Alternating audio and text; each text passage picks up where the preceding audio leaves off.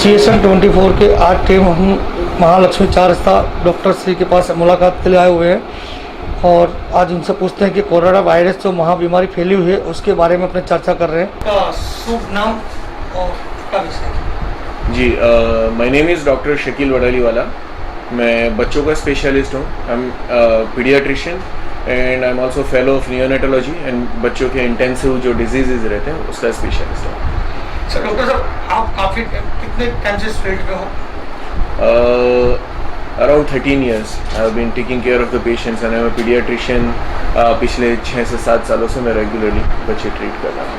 Doctor साहब ये जो आपको पता है पूरे भारत देश के अंदर कोरोना वायरस फैला हुआ है, काफ़ी लोग उससे हैरान बस मस्त हो चुके हैं। तो हम आपसे एक क्वेश्चन करते हैं कोरोना क्या है और उसका इतिहास का उसकी वजूद क्या है? कोरोना वायरस जो है वो काफ़ी गंभीर महामारी है और वो सिर्फ भारत देश में नहीं पूरे विश्व के अंदर अभी इंटरनेशनल क्राइसिस के तरीके से उभर रहा है। इतिहास के अंदर कोरोना वायरस का पहला केस 1965 में पाया गया था। तब से वायरस धीरे धीरे फैल रहा है। कोरोना वायरस ज़रूरी नहीं है कि जिसको भी होता है वो सीरियस ही हो। एक वायरस के तौर पर है जो रेस्पिरेटरी इन्फेक्शन और एक दूसरे को छूने से कॉन्टेक्ट से फैलता है। इस पेंडेमिक का जो कोरोना वायरस है उसकी शुरुआत चीन में वुहान शहर में हुई थी। वहाँ से फैलते हुए ड्यू टू इंटरनेशनल ट्रैवलिंग और आजकल जो एयर ट्रैवलिंग इतना बढ़ा हुआ है वहाँ से फैलते हुए अमेरिका, यूरोप और यूरोप से फैलते हुए इंडिया तक कोरोना आ चुका है। कोरोना के सर लक्षण क्या है और उसको कैसे पता चलता है? कोरोना वायरस जैसे कि मैंने पहले बताया रेस्पिरेटरी इन्फेक्शन से और एक दूसरे को छूने से होते। मैं ये बात दोहरा इसलिए रहा हूँ कि लक्षण के अंदर ज़्यादातर 50 से 60% मरीज एसिम्टोमेटिक रहेंगे कि जो कोई लक्षण बताएंगे नहीं। अगर आपके शरीर में कोरोना का वायरस है भी तो ज़रूरी नहीं कि आप लक्षण प्रदान करेंगे। लक्षण के अंदर सर्दी खांसी होना, शरीर टूटना, गले में दुखना, अशक्ति होना शरीर में, बलगम वाली खांसी होना 3 से 4 दिन के लिए, ये कोरोना के मेन लक्षण के अंदर आएगा। किस किस के कोरोना होने के ज़्यादा उम्मीद रहती है अपने को जैसे उसका? सभी व्यक्ति, हर एज ग्रुप का व्यक्ति, छोटे से लेके बड़े तक, बूढ़े, औरतें, सभी को कोरोना वायरस हो सकता है। कोरोना वायरस का इन्फेक्शन सभी को हो सकता है। कोरोना वायरस सीरियस रोग के प्रति सशक्त लोगों में भी हो सकता है। ज़्यादा खतरा जो 60 प्लस अपने सीनियर सिटीजन्स हैं उनको और छोटे बच्चों को जिसकी इम्यूनिटी काफ़ी वीक है उनको ज़्यादा खतरा रह सकता है। जैसे कि कोरोना वायरस जो है अमुक माइनर बच्चों को भी होता है, सर इसके कुछ क्षण होते हैं कि ऐसे अपने बच्चों को असर होता है? क्या जी? कोरोना जो माइनर बच्चे जो होते हैं 2 महीने 3 महीने या माँ के पेट में होता है उसको कोरोना असर था, एक केस आया, उसके विषय में आप कैसे बताओगे सर आपको? प्रजा को क्या संदेश दोगे? प्रजा को मुझे मेन संदेश ये देना है कि सबसे ज़रूरी चीज़ समझने की ये है कि कोरोना 50 to 60% केसेस के अंदर एसिम्टोमेटिक हो सकता है, जो अभी के लिए काफ़ी ज़रूरी है। अगर आप एसिम्टोमेटिक हो, आपको कोरोना का इन्फेक्शन हुआ है तो आपको शायद कुछ ना हो, पर आपके घर के अंदर जो बुजुर्ग है, आपके घर के अंदर जो बच्चे हैं वो सीरियस फेज में जा सकते हैं और उनके अंदर काफ़ी दिक्कतें कोरोना पैदा कर सकता है। इसीलिए आपको ये मान के चलना है कि हम खुद भी बुजुर्ग हैं, हमारी भी इम्यूनिटी लो है, तो अपने लिए नहीं तो समाज के लिए, लोगों के लिए कोरोना से काफ़ी चेतते रहना है, सारे प्रिकॉशन लेने हैं और ये चीज़ें काफ़ी ज़रूरी है फॉलो करने के लिए। बच्चों में कई बार जो सामान्य सर्दी खांसी वाले लक्षण पाए जाते हैं वो कोरोना के अंदर हो सकते हैं, जो काफ़ी जल्दी बिगड़ते, वो वक्त नहीं देता, 2-3 दिन में बच्चा काफ़ी सीरियस हो जाता है। तो कोई भी लक्षण जो भी आते हैं, सर्दी खांसी बुखार, सारे सीरियसली लेने, जल्द से जल्द अपने डॉक्टर को कांटेक्ट करना है। अगर किसी को कोरोना हो जाए तो उसके लिए क्या पाए? अगर कोरोना वायरस इन्फेक्शन किसी को हो जाता है तो सबसे पहले अगर आपको लग रहा है कि आप किसी कोरोना ग्रस्त मरीज के संपर्क में आए हो, नहीं तो आपके बॉडी में बताए हुए सिम्टम्स मालूम हो रहे हैं, तो आपको सबसे पहले गवर्नमेंट की कोई भी हॉस्पिटल के अंदर कांटेक्ट करना है। अभी कुछ प्राइवेट लेबोरेटरी भी है कि जो प्राइवेट टेस्टिंग ऑफर करते हैं। कुल मिला के बात है कि आपको स्वयं अपने खातिर, समाज के खातिर ये महामारी से पूरे विश्व को बाहर आने के लिए सबसे पहले जाके अथॉरिटी से संपर्क करना है। कोरोना का जो निदान रहता है कोरोना के निदान के लिए जाना है, स्वैब टेस्ट करके रहता है, वो लोग गले में से सैंपल निकालेंगे, वो सैंपल देना है, और कोरोना अगर पॉजिटिव आता है तो एज पर द ट्रीटमेंट, कि उसके सिम्टोमेटिक ट्रीटमेंट होते हैं, कोई स्पेसिफिक मेडिसिन कोरोना के लिए नहीं रहती है, पर जो सिम्टोमेटिक ट्रीटमेंट जिस तरह से बॉडी रिस्पॉन्स दे रहा है वो चलती है। पूरा सहकार दे के गवर्नमेंट को, ऑफिशियल्स को, डॉक्टर को अपनी ट्रीटमेंट करवानी है। अगर कोरोनाग्रस्त व्यक्ति के संपर्क में आप आए हो तो 14 दिनों के लिए अपने आप को क्वारंटाइन करना है, अच्छे से खाना पीना खाना है, इम्यूनिटी अपनी मेंटेन रखनी है। इम्यूनिटी मेंटेनेंस के लिए जो फ्रूट जूसेस है, विटामिन सी वाली चीज़ें हैं, ड्राई फ्रूट्स वगैरह है, उसका सेवन ज़्यादा करना है, बहुत सारा लिक्विड पीना है, शरीर में शक्ति बनाए रखनी है। अच्छा, जो कोरोना के जो मरीज पाए जाते हैं उनको घर पे ट्रीटमेंट के लिए, उस पर ट्रीटमेंट में क्या क्या उनको उपाय करना चाहिए, उसके बारे में आप क्या कहोगे? कोरोना का जो मरीज पाया जाता है, जिसको मरीज कोरोना का डिक्लेयर कर दिया है, तो उसको हॉस्पिटलाइज करके हॉस्पिटल के अंदर ट्रीटमेंट करनी है। जो बंदे कोरोना के, आपका जो क्वेश्चन है कि जो बंदे कोरोना के पेशेंट के संपर्क में आए हैं उसको घर के अंदर होम क्वारंटाइन करना है। क्वारंटाइन के अंदर सोशल डिस्टेंसिंग सबसे ज़रूरी चीज़ है, सोशल डिस्टेंस मेंटेन करना है, घर के सभ्यों से भी कम 1 मीटर की दूरी बनाए रखनी है, और उपाय के अंदर अच्छे से खाना पीना खाना है। आप नाश ले सकते हो घरेलू उपचार के अंदर, कि कपूर वगैरह जो होता है मिक्स करके, जो घर पर बाफ लेते हैं पानी से, वो नेबुलाइजेशन, इनहेलेशन क्वाइट हेल्पफुल रहता है, वो रूटीन बेस पर करना चाहिए।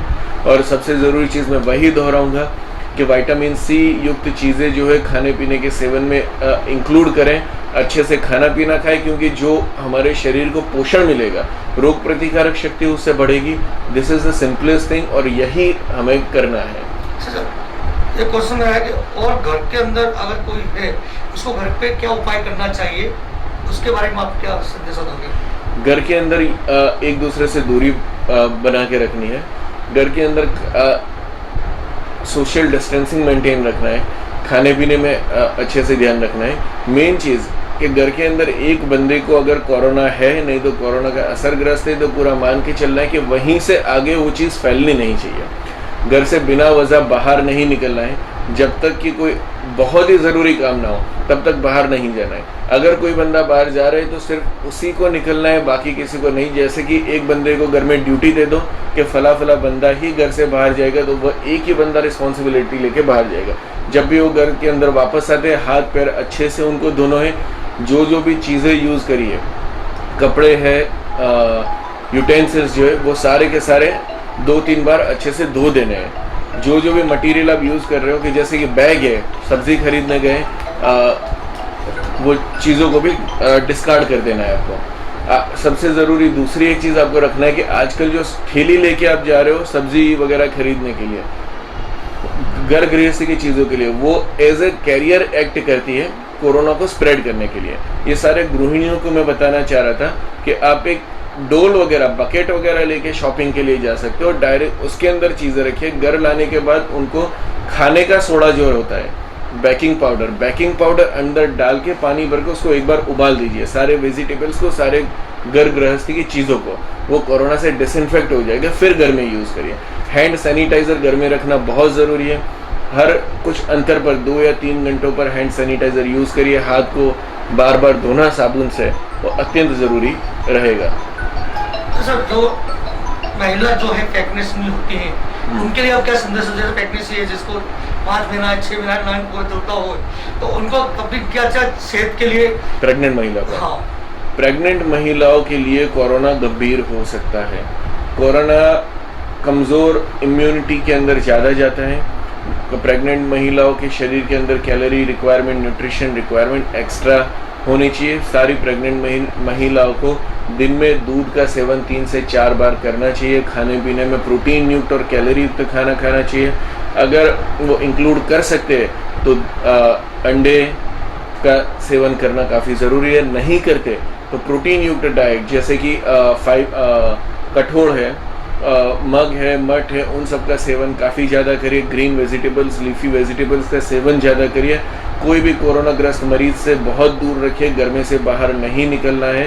अपना रेगुलर चेकअप जो भी नज़दीक के क्लिनिक पर रूटीन में करवाते रहना है। वैक्सीनेशन प्रॉपर लेना है। आयरन और फॉलिक एसिड के टैबलेट्स जो आते हैं वो रूटीन डोज में बिना भूले लेने रहना है। सर, और आप भारत देश के प्रजा को, देशवासियों को आप क्या संदेशा देना चाहते हो? मैं देशवासियों को पहले एक संदेश ये देना चाहूँगा कि कोरोना महामारी नेशनल संकट है, उसी में हम सबको साथ मिल के निकलना है। उसका इकोनॉमिकल बर्डन भी लोगों पर बहुत ज़्यादा है। मैं एक चीज़ स्ट्रेस करना चाहूँगा कि लॉकडाउन है, उससे इकोनॉमी काफ़ी टूटती है, इसलिए लॉकडाउन जितना कम ड्यूरेशन का रहेगा वो हम सबके हित में है। और लॉकडाउन कम से कम ड्यूरेशन का तब रहेगा कि जबकि उसका बहुत ही सख्ती से पालन किया जाए। लॉकडाउन को कर्फ्यू मान के चलिए, ये अपनी नीति जवाबदारी है सभी भारतीय लोगों की कि जब कोई प्रशासन का व्यक्ति हाजिर नहीं भी होगे, जो मैं आजकल देख रहा हूँ कि सोसाइटी के बंद दरवाजों के अंदर लोग जो मिल के बैठते, वो भी प्लीज़ बंद करिए। अपनी निजी जिम्मेदारी समझ के घरों के अंदर, रूमों के अंदर भी डिस्टेंस बना के रखिए।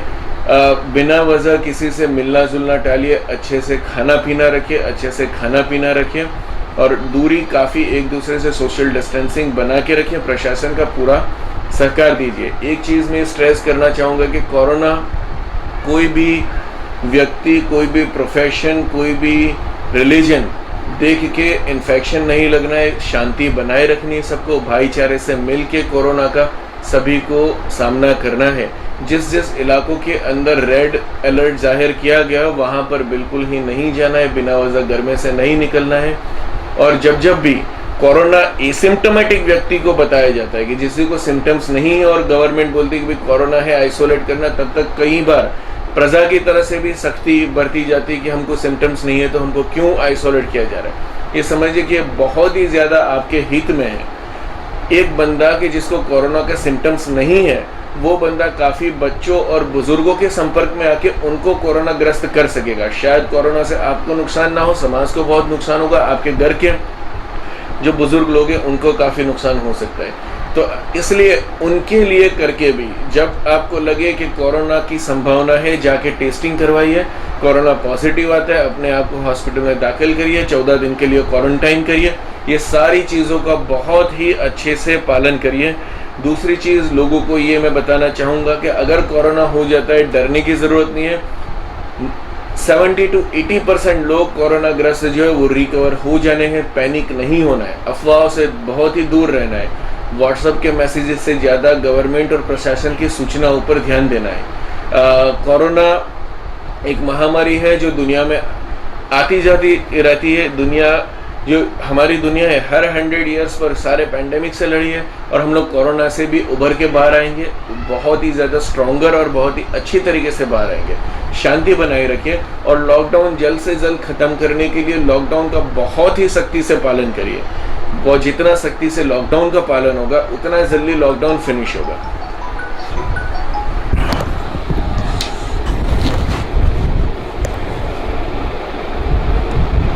आज हम यहाँ पे महालक्ष्मी चौरास्ते पे आए, डॉक्टर श्री को मिले और प्रजा के उद्देश्य में उन्हें बताया गया कैसा उपाय करना चाहिए, कैसे उसके हर अलग अलग जुदी प्रकार का उन्हें उपाय बताए हुए हैं। कैमरा आरिफ के साथ मुकेश शर्मा, GSM 24 अहमदाबाद।